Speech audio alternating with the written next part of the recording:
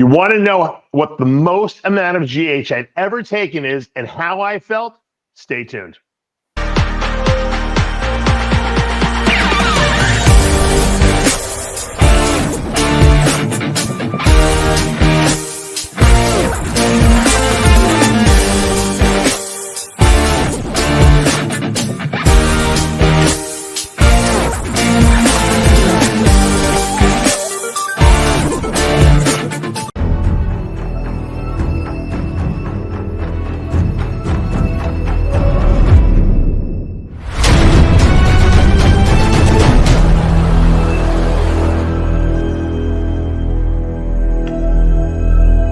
I created Species Nutrition with one mission in mind: to provide bodybuilders and serious athletes with no-nonsense supplements that work. I put my name and reputation on every bottle of Species Nutrition products. If you want to be your absolute best, join the evolution.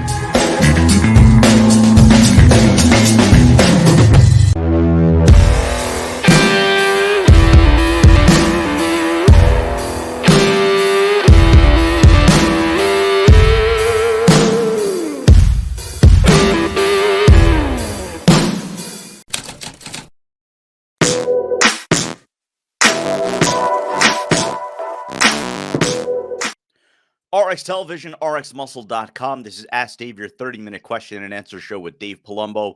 Whatever is on your mind, bodybuilding, non-bodybuilding, it is all on the table. We're going to go right into the questions. The first two questions, and in this case, one question from the Dave Palumbo Experience app. First question: Dave, I was on a ketogenic diet for 2.5 weeks, but I had to switch to low carbs because my performance in the gym went down significantly. How can some people work out on the keto diet? I felt like my muscles were not contracting properly and the mind-muscle connection was not the same. Yeah, I get this question a lot. And you know what? I think that people who do a lot of volume in the gym have problems with being on a ketogenic diet because their glycogen stores get really, really low. And sometimes they deplete completely out. Because when you're on a ketogenic diet, you're going to have some glycogen in the muscles and in the liver because the body's always converting amino acids into glucose, plus the small amount of carbs you're going to be eating in your diet, even though it might be trace amounts, will get stored because your brain is not using them for fuel. So some people do well depleted and they're fine, and because their workouts are brief, they're 20, 45, 50-minute workouts. They do, high intensity, heavy weights, and then they're out of the gym. If you're going to be there for 2 hours, you're never going to you shouldn't be training for 2 hours anyway. There's no reason to be weight training for 2 hours, but if you're going to do that, you're never going to survive on a keto. Matter of fact, you could probably eat a low carb diet and still be in ketosis because you probably burn up, all those carbs in the gym. So, it has to be catered to what your workload is in the gym. And, I think some people just like to complain too, because, they don't like the fact, when you're off season, you're eating a ton of food, you're so carbed up that, the strength you have in the gym is so much greater. And when you start dieting, and it happened to me too, and I was very strong in the gym, your weights go down, but I didn't care because I knew I wasn't losing any muscle, because if the weight feels heavy for the muscle, then the muscle's getting stimulated adequately enough. Not to mention that when you're dieting, you're really not trying to burn fat anyway. You're not trying to build muscle. That's not the goal. If it happens, great. But the goal is to burn maximum fat. And the way you're going to burn maximum fat is when insulin levels are low and carbohydrate intake is high. Right? It is low too. Think about it. The more insulin in your body, because you're eating a lot of carbs, insulin almost shuts down the fat burning process. So you don't want a lot of insulin, around when you're trying to burn fat, especially if you're a very hard, loser. Like I know people that you got to starve them to lose weight. You give them some carbs, on a regular basis. I'm not talking about like interspersing a day of carbs here and there. I'm talking about regular basis. They never lose weight. They just don't. This is a good question because you know what? It basically shows that different people's training styles and different people's, metabolic needs are different. And that's why it's important to have a good coach. This comes from the Dave Palumbo Experience app, this question. If you guys haven't subscribed to it, it's $29 a month. You get me as your coach in your back pocket. You have access to all my writings, all my videos I've ever done in one place, all my protocols, off-season diets, pre-contest diets, keto diets. My drug protocols are in there, off-season pre-contest. There's a lot of great information in the app. Plus, I answer questions, everyone's questions in the app. in an open forum. So you see everyone's questions, everyone's answers. And I do a Q&A video exclusively for the app members every single week. So you get an extra Ask Dave. It's a very good learning experience. I advise you check it out. And I want to thank everyone for supporting the app. Let's go to our Facebook and Instagram questions. If you're not already following us on Facebook, search bar RXMuscle, on Instagram, official_RXMuscle. The first question might or might not hurt some feelings within this bodybuilding space. The question is from our good friend Serious and Silliness. Aside from RXMuscle, of course, what is your favorite bodybuilding YouTube channel? Well, I would have to say it would be John Livia's Seriousness and Silliness. Right? Isn't that the right answer to that question? Right, John? You know, to be honest with you, bodybuilding wise, I don't even watch the videos that we do, to be honest. I don't have any time. I know you hear, yeah, I know you, sometimes I used to watch like movies, people like celebrities, like talking about, interviews would say, what did you think of that movie you did, you know, in 1985 or 19, and the movie actor says, I never watched any of my movies, you know, like it sounds like, you know, like, that's right. But the truth is there's so many podcasts out there and there's a lot of good ones. I just don't have any time to watch. I listen to Patrick Bet-David when I have time, when I'm at the gym or I'm driving or something like that, just to keep up on political events. That's why I watch that, to be honest with you. And just so I don't fall behind in the news and as to what's going on in the world. But yeah, I don't have any time. You know, it's funny, but when I was first starting bodybuilding, I was consumed with, you know, digesting as much information as possible because I wanted to, you know, learn. And I think a lot of you guys who listen to this show are in that category. So you try to listen to all the podcasts. You try to, you know, garnish as much information from the internet as possible and digest it and utilize it for yourself. And I kind of passed that. So I like to watch videos on knowledge type stuff, like in new supplements that have come out or new research that has shown, you know, that, you know, ways to cure diseases or prevent diseases. That interests me more. The problem is you have to wade through a lot of BS. Like I'm going to probably do a rant on. There's a video on Instagram now about this guy says if you want to test how good you can digest carbohydrates, put a saltine cracker in your mouth and see how long it goes from saltiness to sweet. Because you know in your saliva you have salivary amylases which digest carbohydrates. So if you keep a cracker in your mouth long enough, the carbohydrates in the cracker will turn to sugar, which is the basic building blocks of carbohydrates, right? So you're saying if you do this, you can determine how well you digest carbs and how fast, which is really BS because it sounds good in theory, right? Well, that sounds very logical. The problem is that less than 1% of the carbohydrate digestion occurs in your mouth.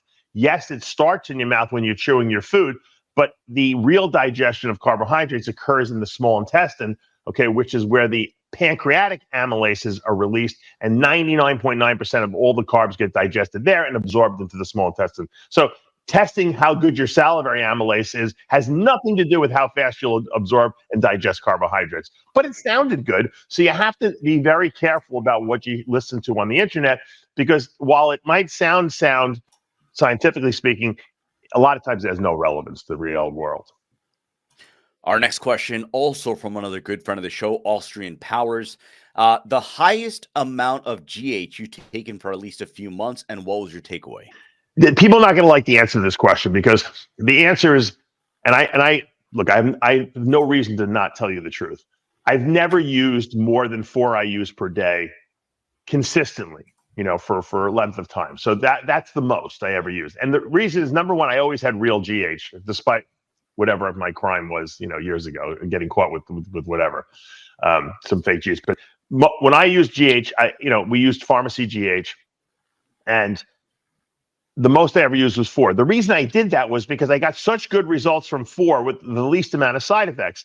Have I tried to take more? Yeah, for maybe 2 days in a row. I think I took 6 once or 7 or 8, you know, because I had an injury or something like that. And all I noticed was, while my upper body looked freaky looking on it, because it like makes you look, you know, fuller and rounder, my stomach got really distended from it. And I felt super bloated, like, to the bloated. And you guys know what I'm talking about. You can get so bloated sometimes that your eyes become like little slits. You wake up in the morning, you can't even open your eyes because your face is so bloated. And to me, that was not, number one, it wasn't a good look. but it wasn't a good feel. It didn't feel good. Holding like an extra 15 pounds of water is not comfortable. It's not like holding an extra 15 pounds of muscle. It's very uncomfortable. You lose flexibility. The front of your calves hurt all the time, where your tibialis is, because there's too much pressure in there because of the fluid. And so I never stayed on more than 4 IUs per day, because 4 IUs seemed to be the sweet spot. And to be honest with you, 3 IUs was even better. And probably toward the last couple of years of my competitive career, I was doing 3 IUs per day, because 4 was almost too much. Once again, if you're using real growth hormone, from the pharmacy, you'll notice there's a big difference. Like I know a lot of people tell me they don't feel anything. I never used the Chinese GH because I was just lucky I had good sources. But everyone tells me that the Chinese GH just seems like it's not as potent. And then when they go and use the pharmacy, the real pharma GH, they notice a bigger difference. So that is a possibility that it's not dosed properly. But I'm telling you, if you have real GH, there's no reason to take more than 4 IUs per day, because you know what? Your body's limited by how much IGF it can release in response to the GH. Plus, you're going to make yourself insulin resistant, which means you're going to run high blood sugars. You're not going to absorb your food properly. Not to mention, you're going to hold a lot of fluid. A lot of people complain of their fingers being tingly all the time in their toes because there's so much fluid retention cutting off circulation. So I don't see a benefit of doing it. I think I always said my golden rule with GH was, you're better off taking less over a longer period of time than a lot over a shorter period of time. It just seems to work better that way. Let's go to more curry, more cunny. Love the name, not exactly sure what it means. Is tren a harsh compound because of its physical effects or its mental effects? Personally, in his words, he says it's the best mental health drug he's ever had. A lot of people, I always felt really good on it, when I took it back in the day. It made me a little irritable. Like, my bullshit meter was a lot higher, or lower maybe. I didn't deal with BS as much because I was a little on edge from it. But I never took a lot. I used to take like 50 milligrams like every other day. And that seemed to work really well. And even that would keep me awake. And made it very hard to fall asleep at night. So I guess for some people, the trenbolone mental effects are bad. Like if you already have anxiety disorder, or you're already like stressed out, or you just, you're a little ADD, trenbolone can make that worse.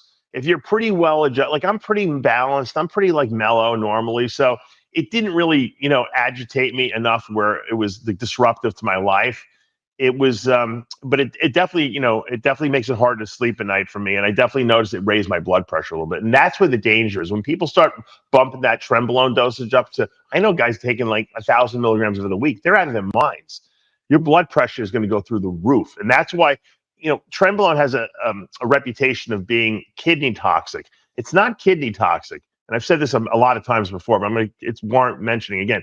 It raises blood pressure. And when your blood pressure is high, that's what damages the kidneys. So it's indirectly damaging to the kidneys, but nonetheless, it still has a negative effect on the kidneys because of the fact that it does raise blood pressure.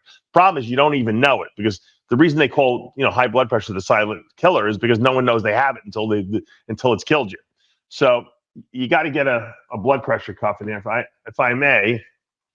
I got this from Temu. I know you hear me talking about Temu. Temu, I think I paid $6 for this thing. It's an auto inflate cuff with an extra big arm sleeve, because even though I'm not a bodybuilder anymore, I still have a big arm compared to normal people.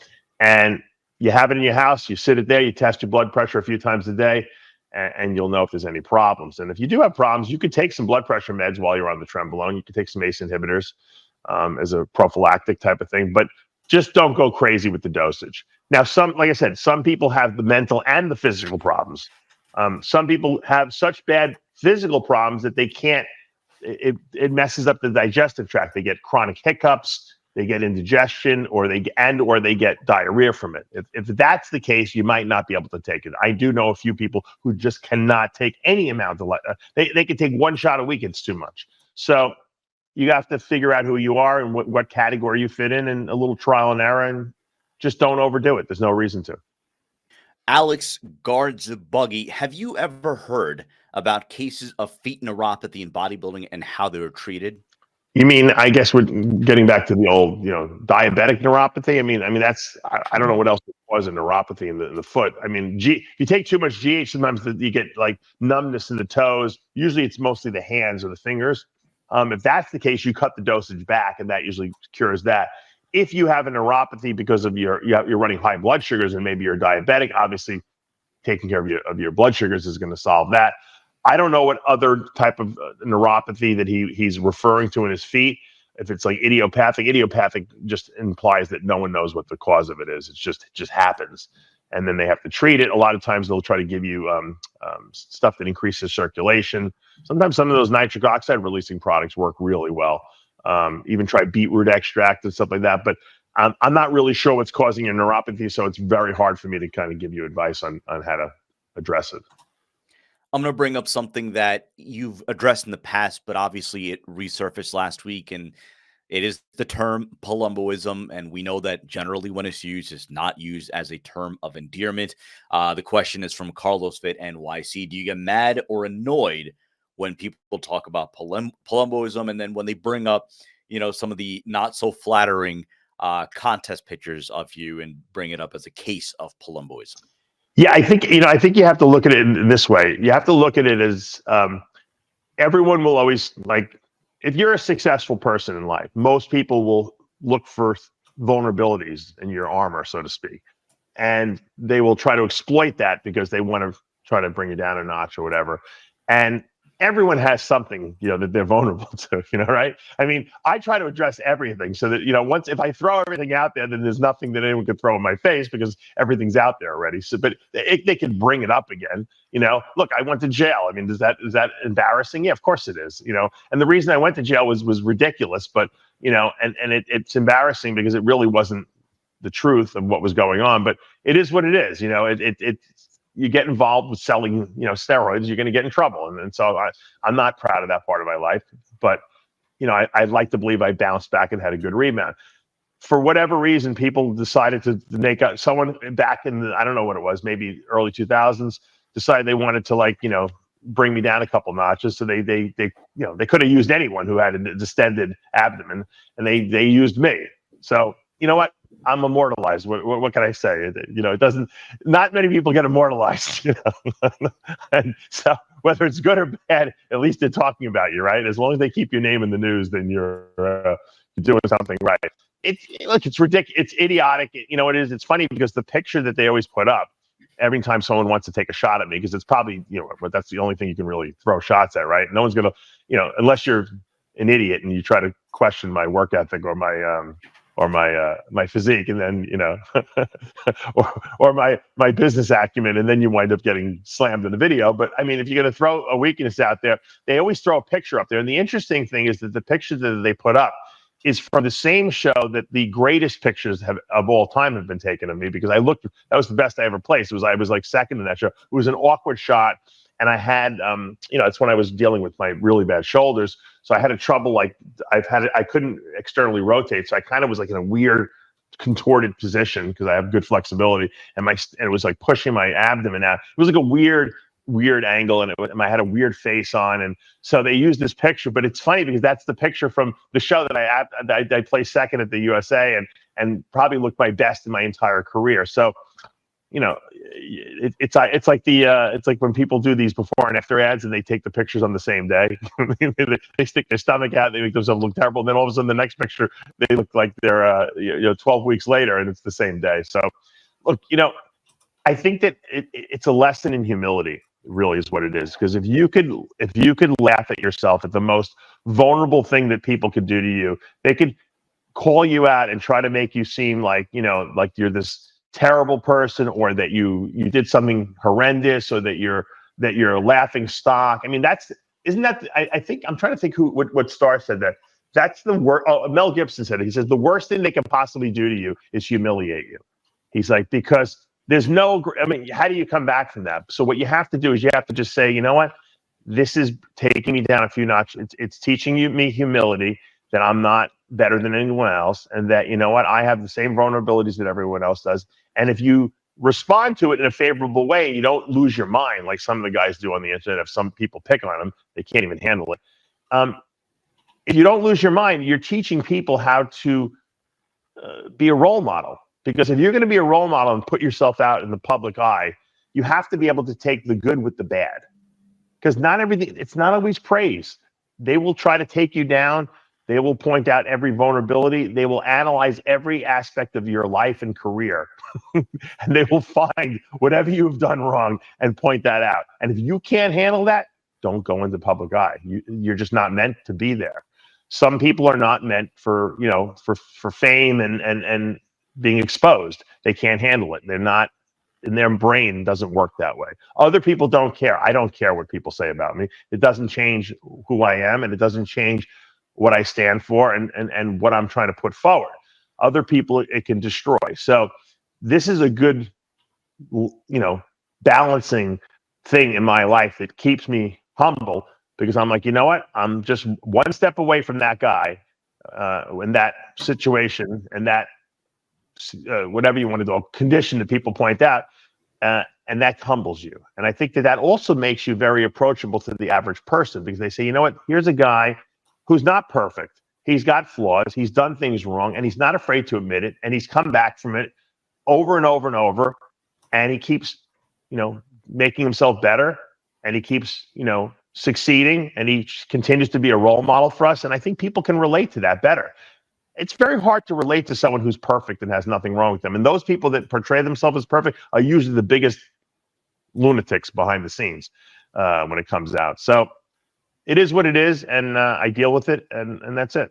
That's the best answer I can give you. So there you have it, and now we can get back to bodybuilding. Chest development. This is one that we do get a lot of questions about fairly often. The question is simply between incline or flat bench press, but I do want to take it a step further, because, when we talk about chest development, we do talk about the debate between free weights. And you see the expansion of gym equipment makers now and how advanced some of these machines have gotten. How do you, first of all, I guess your answer to flat versus incline, but then now with the advent, with the acceleration of how these machines have become so hyper focused, hyper targeted to every muscle group, how do you incorporate that now in terms of overall chest development? I'll tell you this. What am I, 56 years old now? And now that my shoulders, have been fixed and I can train, you know what I do for chest when I go into the gym? The same workout I did in 1995. I go to the incline bench press and I barbell press incline. From there, I go to the incline dumbbell press on a very low incline on the bench, and I do dumbbell presses, free weights. Then I will go to a hammer strength or other machine that I feel, maybe some of these newer machines that are out now which I haven't really tried that many of them, but I see there's some good, interesting chest machines out, and I would probably do couple sets there. And then I would finish up with some sort of a fly movement, whether it be dumbbell flies or cable crossovers, or I really like, there's a machine in my gym in Crunch that I like. That's a fly machine. Now, the reason I do that is because free weights require that you balance the weight. So anytime you have to balance a weight, whether it be barbell or dumbbell, you're getting more development out of it, because you're working the stabilizer muscles as well. I do everything incline. You know why? Because when you incline, because no one has a weak lower chest. Everyone has a weak upper chest. And when you're doing incline presses, as long as it's not too steep, Daniel, if you go too steep, then you're working your front delt. So I do very low incline, pressing movements. And when you do that, you're working the upper pecs a little bit more, but the lower pecs, the mid pecs still get most of the movement. Okay. See, it's not like you're cheating. You can't just isolate one area of your chest, but I can cheat a little bit to try to work the upper area more, because that looks more impressive when it's developed up here. And most people are shallow up here. So most of what I do is incline. Like I said, incline barbell, incline dumbbell. Occasionally I'll throw in some flat stuff, but I just, biomechanically, it's not that good, because it kind of throws your elbow, your shoulder joint into a weird position when you're doing flat. So I do everything with a little bit of an incline. And then I go to the machines are my third movement usually, or fourth movement, and or both, because the machine stabilizes the weight. So you might get a really good contraction on some of these new machines. Even hammer strength, I still feel the hammer incline still gives me a really good contraction. But the weight, the machine is stabilizing the weight for you, so you're not going to get the same benefit you would from a free weight. So I make it like a third or second or third movement. My first movement is always a free weight movement. And if you do that, you're going to get the best chest development. No one will deny that, okay? Now, some of these guys already have great chest development. They can do all machines and it's not going to matter. So don't watch what some of the top level pros do, because they built their chest with free weights and now they're just kind of tweaking them with some of these, machines. And let's face it, the machines are more comfortable. They're easier to do. You don't have to load plates on a lot of those. It's just you sit in a comfortable seat. You know what I mean? That's why people use machines. But don't replace your free weight movements with machines if you're still trying to build a good chest, because you're not going to get it. I'm telling you. Good one here from Jeff Master Blaster Decker, harkening back to your career. Question about your stage presentation. How did you pick your music and routine? I am not coordinated, and 1 minute is killer if you're clumsy. How did you plan your night routine? And how did you work on posing in terms of your overall regimen getting prepared for a show? Yeah. I realized that I was not going to be Melvin Anthony on stage, okay? And I was not going to be Flex Wheeler on stage. I realized that right away. But I had a big, thick physique. And I remember Lee Haney always saying, good big man never goes to the ground, So I wasn't going to be doing any lunging poses on the ground. Although in some of my guest posing, I did splits because I'm very flexible. But I never really went to the ground. I said, you know what? I have to entertain the audience. My personality is that I'm fun, right? And I like to do fun things and make people laugh. And if I'm going to go out there, I want to use stuff that's going to, number one, inspire people, because I think inspiring music is way better than like love songs, unless you have this absolutely beautiful physique that you can kind of just go up there and you can, make love to the audience, I call it. That's like the Melvin Anthony, and even Melvin always put, fast-paced stuff at the end of his career. But like, I'm thinking Sean Ray, he would do Luther Vandross every time he'd be out there, and that worked for his physique. My physique, I knew I had a big, massive, thick physique with a lot of conditioning. I had to like stomp around and scare people and make them laugh. And so I try to come up with different themes. Like I had a Hulk routine once when the first Hulk movie first came out. I said, that's right up my alley. I always loved Bee Gees, and I liked 70s music. So I did some Staying Alive and, Freak Out. And I would just do things that would basically outline my body. It was very hard for me to pose at first because I was very uncomfortable and I didn't know which music to pick. And then I realized at some point, you know what? I have to go with my personality.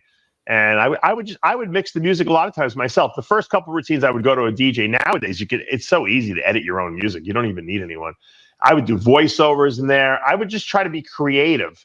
And I think if you're creative, the crowd appreciates it, because they're sitting there watching these routines bored out of their mind, because most people put zero effort into the routine because they know it's not being scored.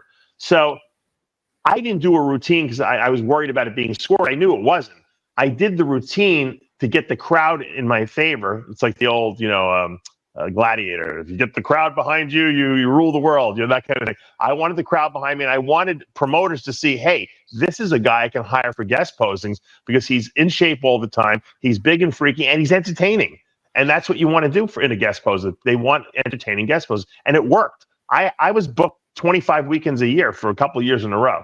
I was making a lot of money guest posing, and I made friends with all the promoters all over the country because I was always going there, and that helped me network, and later in life, it helped when I started my supplement company. So you do the routine for yourself, because you did all this hard work, you're in the best shape of your life, and you got to do something that typifies your personality. So you pick songs that you like, but you also have to think about the audience. Will the audience like this song? Will they be inspired by this song? If they won't, and they're going to fall asleep while you're doing it because you think you're a rap artist and they don't really want to hear this rap song, then don't use it.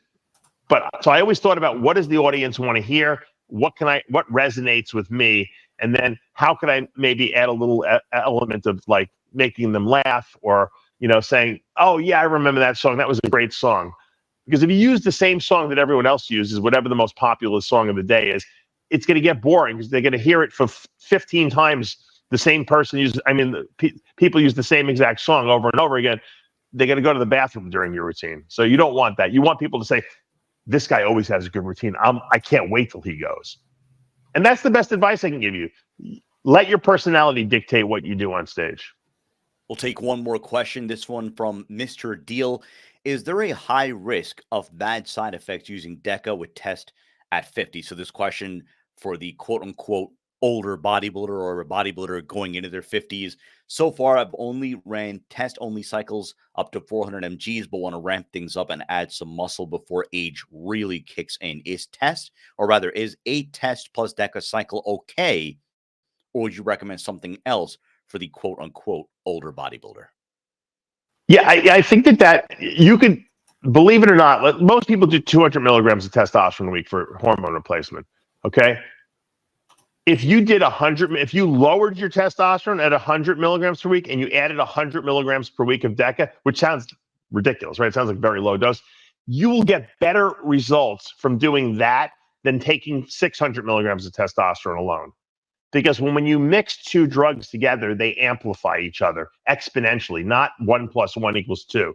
It's like 1 + 1 = 6, Why they do that, we don't know. That's why we call stacking, when you stack drugs. So even in low dosages, even if you kept your dosages low, I mean, you could do 200 of each too if you wanted to, and you still probably would have 0 side effects, but you're going to grow a lot better from two different drugs than from one drug alone, even if you increase the dosage of that one drug. And testosterone, let's face it, is the strongest drug that you can use. Even if you increase that high, you still will get a better result from stacking two drugs together with test and DECA. And the truth is that there's no toxicity to those two drugs. They're very long-acting drugs. The only thing you would want to watch is make sure your blood pressure doesn't go up, at your age, and if it does, you might want to be on a blood pressure medication.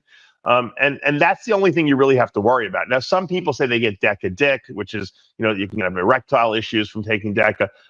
In low dosage, it doesn't really do that.